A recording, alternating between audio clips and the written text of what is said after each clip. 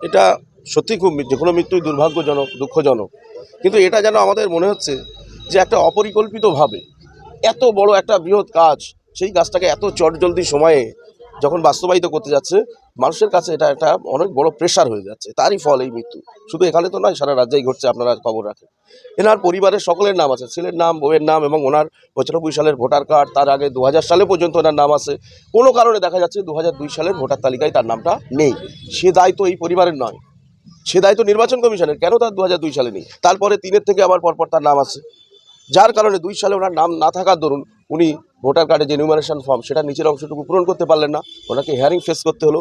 কিন্তু যখন গত 5 তারিখ জানুয়ারি মাসের উনি হেয়ারিংয়ে ডাক পড়লো এবং উনি গেলেন, উনি দেখেছি যে পাগলের মতো ছোটাছুটি করেছে বাপের বাড়ি, ভাইপোদের কাছে। সেখানে বাপের বাড়ির পুরনো দলিলপত্র, বাবার পুরনো যে সমস্ত ভোটার কার্ড, তার পৃষ্ঠার ছবি, সেগুলোও জোগাড় করেছে, আমাদের দেখিয়েছে। আমরা এখানে চা খেতে আসি এই দোকানে,